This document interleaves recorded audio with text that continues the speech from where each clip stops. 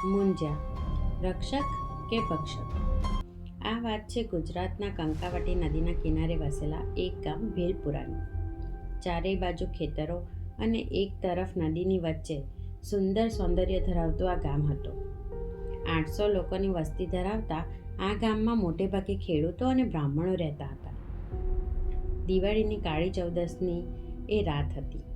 દિવાળીનો ઉત્સવ હોવાથી જમવાનું તેમજ ઘણા પ્રકારના પકવાનો બનાવીને થાકેલી રેખા બચેલું ખાવાનું તથા ઘરનો કચરો નાખવા નદી કિનારે જઈ રહી હતી. ગામના પાદરે એક મોટો પીપળો હતો અને એનાથી થોડે જ દૂર નદીનો કિનારો, જ્યાં ગામના લોકો કચરો ભેગો કરતા અને પછી મહિનાને અંતે એને સળગાવી નાખતા. રેખાને વધુ કામ હોવાથી આજે ઘણું મોડું થઈ ગયું હતું. સાસુના મનાઈ છતાં ઘરમાં આખી રાત કચરો પડી રહે એમ વિચારી રેખા 9 વાગે કચરો નાખવા નીકળી. પરંતુ પીપળા નજીક પહોંચતા જ એને ચક્કર જેવા આવવા લાગ્યા. તેથી આળસ અને થાકેલી હોવાને લીધે રેખાએ કચરો પીપળા પાસે જ નાખી દીધો અને ધીરે ધીરે ચાલતી ઘર તરફ જવા લાગી. થોડે દૂર જતાં જ એને એવું લાગ્યું કે પોતાની પાછળ કોઈ આવી રહ્યું છે. એણે ધીરેથી પાછળ ફરીને જોયું, પરંતુ પાછળ કોઈ નહોતું. એ ફરીથી ચાલવા લાગી. થોડે દૂર જતાં જ એને ફરીથી લાગ્યું કે ચોક્કસ પોતાની પાછળ કોઈ આવી રહ્યું છે અને એ હવે ઘણું નજીક પણ હતું. એ તુરંત પાછળ ફરી, પરંતુ પાછળ કોઈ નહોતું. દૂર દૂર સુધી માત્ર અંધકાર છવાઈ ગયો હતો. રેખાને ડર લાગવા લાગ્યો અને એ ઝડપથી ગામ તરફ આગળ વધવા લાગી. જેમ જેમ એ આગળ ચાલતી એમ એમ એને લાગતું કે એટલી જ ઝડપથી કોઈ એની બાજુમાં ચાલતું હોય, પરંતુ ત્યાં કોઈ દેખાઈ રહ્યું ન હતું. જેમ તેમ ઘરે પહોંચી એ સીધી પોતાના રૂમમાં જાય છે. દરવાજો બંધ કરી અને પલંગ ઉપર બેસે છે. ડરના કારણે એના શ્વાસ હજુ પણ જોર જોરથી ચાલી રહ્યા હતા. સાડીના છેડાથી જ એણે પોતાના ચહેરા પરનો પરસેવો લૂછ્યો અને ટેબલ ઉપરથી પાણીનો ગ્લાસ લઈ આખું ગ્લાસ ભરીને પાણી પી ગઈ. થોડું સારું લાગતા એ ધીરેથી રસોડા તરફ જતી હતી કે ચક્કર આવતા બેહોશ થઈ ગઈ. એને આમ બેહોશ થયેલી જોઈ હોલમાં બેસેલા એના પતિ નરેશ અને સાસુ ત્યાં દોડી આવ્યા. એને ઉંચકીને ખાટલે સુવડાવવામાં આવી અને ગામમાંથી તુરંત હકીમજીને બોલાવવામાં આવ્યા. રેખાની આંખો ખુલી તો પોતે એક રૂમમાં સૂતી હતી અને ચારેય તરફ અંધકાર હતો. એ ધીરેથી ઊભી થઈ અને બાજુમાં જોઈ છે. એનો પતિ ત્યાં નહોતો. હજુ આગળ કશું વિચારે એ પહેલાં એને કોઈના રડવાનો અવાજ આવ્યો. એ અવાજ બહાર હોલમાંથી આવી રહ્યો હોય એવું એને લાગે છે. ધીરે ધીરે ચાલતી એ હોલ તરફ ગઈ. તેમ તેમ અવાજ વધુ ને વધુ તીવ્ર થતો ગયો.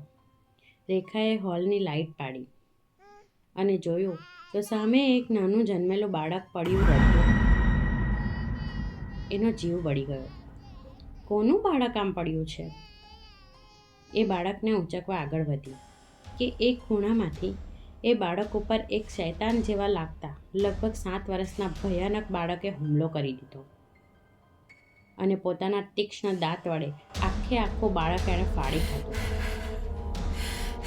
આટલું ભયાનક દ્રશ્ય જોતા જ રેખાએ પોતાની આંખો પર હાથ મૂકી દીધો અને જોરથી ચીસ પાડી.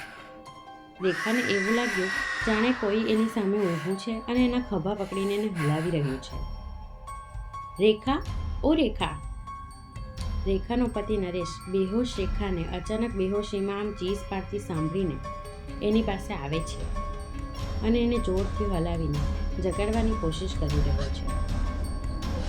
રેખા ઝટકાથી આંખ ખોલે છે. સામેના પતિને જોઈ છે. એ પહેલાં ચારેય બાજુ ડરથી જોઈ છે. કશું ના દેખાતા એ નરેશને ભેટી પડે છે અને રડવા લાગે છે. રડતા રડતા આખી ઘટના એ નરેશને કહી સંભળાવે છે. નરેશ એને આશ્વાસન આપતા કહે છે, થાકના કારણે તું બેહોશ થઈ ગઈ હતી રેખા. કદાચ ખરાબ સપનું જોયું હશે. ભૂલી જા બધું. જો અહીંયા તો કોઈ નથી. બંનેની વાતો સાંભળીને સાસુ રૂમમાં આવે છે અને રેખાના માથે હાથ મૂકતા કહે છે, રેખા દીકરા, ડરવાની બિલકુલ જરૂર નથી. હકીમજી તને જોઈ ગયા છે. ખુશ ખબર છે, તું માં બનવાની છે અને કદાચ એટલે જ તને આટલા દિવસથી થકાન વધુ લાગી રહી હતી.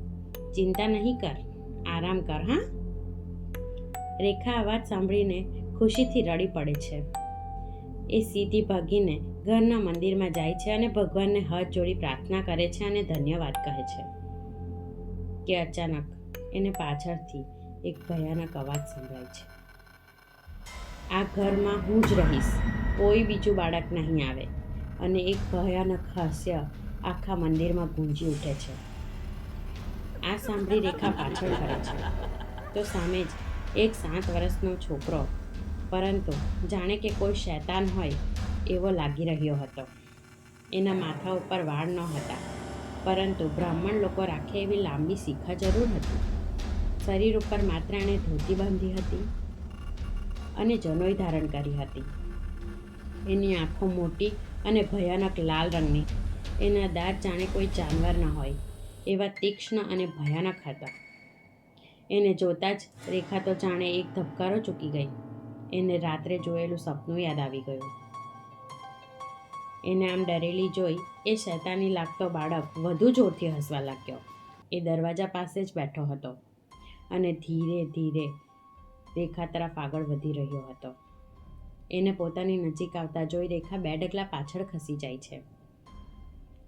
એ બાળક એક છલાંગ લગાવીને રેખા પાસે પહોંચી જાય છે કે પાછળથી રેખાની સાસુ બૂમ પાડતી મંદિર તરફ આવે છે. એની સાસુનું ધ્યાન એ બાળક ઉપર જાય છે અને એના મોઢામાંથી એક ચીસ નીકળી જાય છે. મૂંઝ્યા? કોઈ કશું કરી શકે એ પહેલાં એ શૈતાની બાળક સીધો એની સાસુ ઉપર કૂદે છે અને એના ખભે બેસી જઈને એનું ગળું પોતાના લાંબા નખ વડે કાપી નાખે છે અને ત્યાંથી કૂદકો મારીને બહાર ભાગી જાય છે.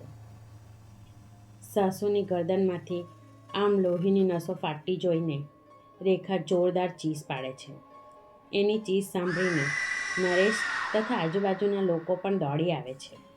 બીજે દિવસે સવાર થતાં જ રેખાની સાસુનું વિધિસર અંતિમ સંસ્કાર કર્યા બાદ બપોરે રેખા અને નરેશ ગામના લોકોને આખી ઘટના કહી સંભળાવે છે.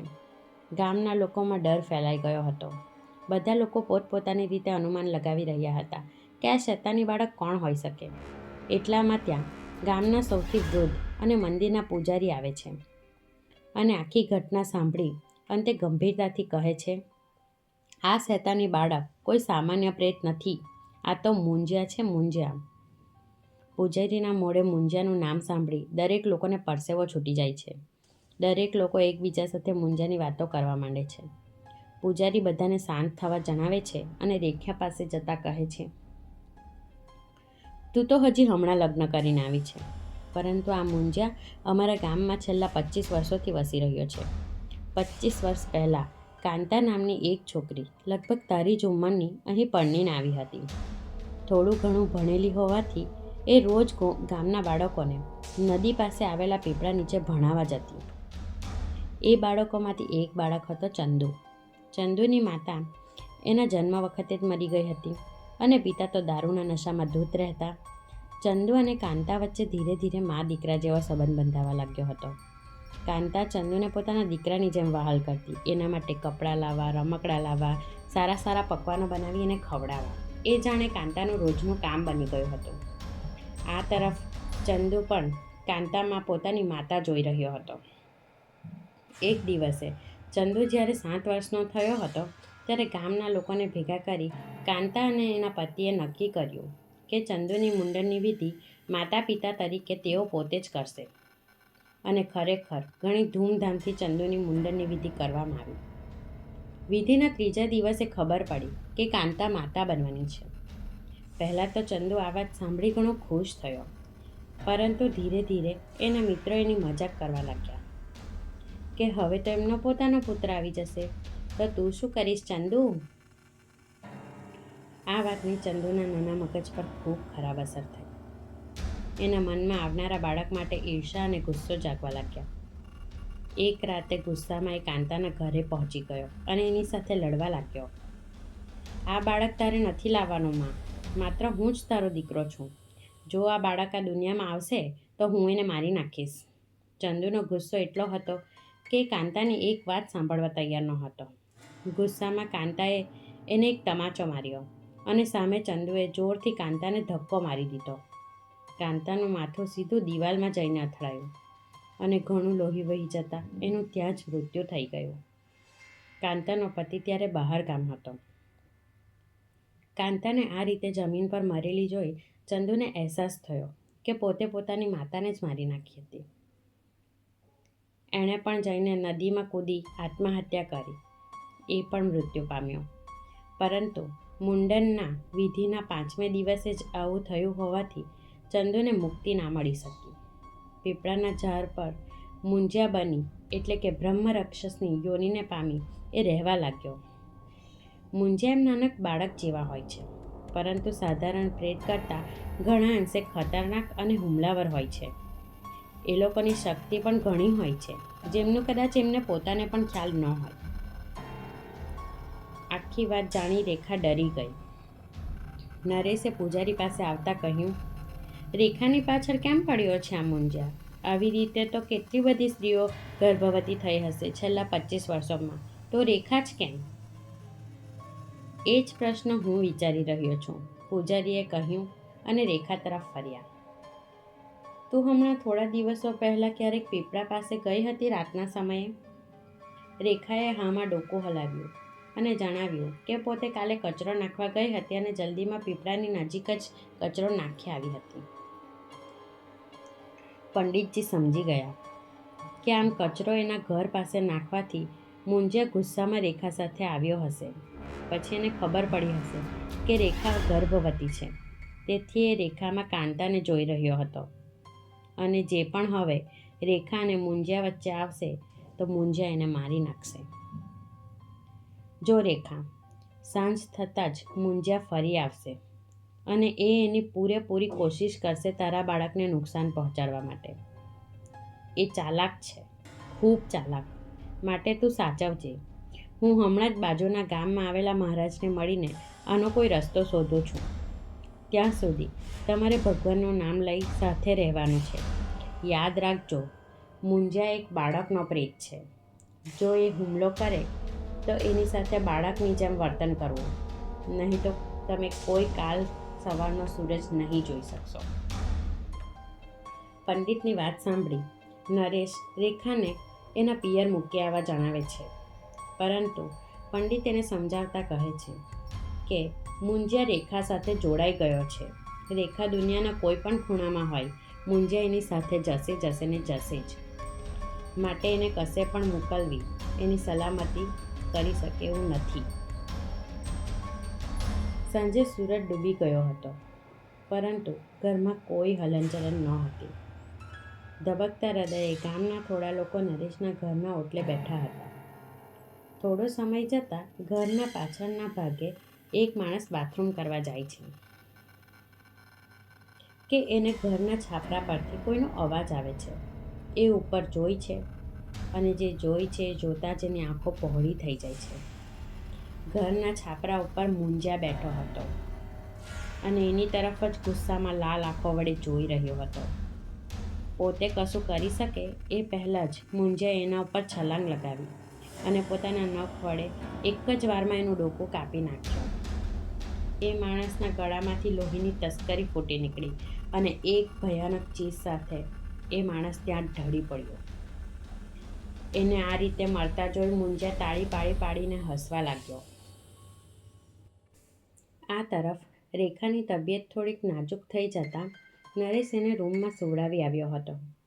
બધા બહાર બેઠા વાતો કરતા જ હતા કે એક જોરદાર ચીજ સંભળાતા બધા સતર્ક થઈ જાય છે અને આજુબાજુ જોઈ છે. જે દિશામાંથી ચીજ સંભળાઈ હતી એ તરફ ભાગે છે. ત્યારે અડધી રાત થવા આવી હતી.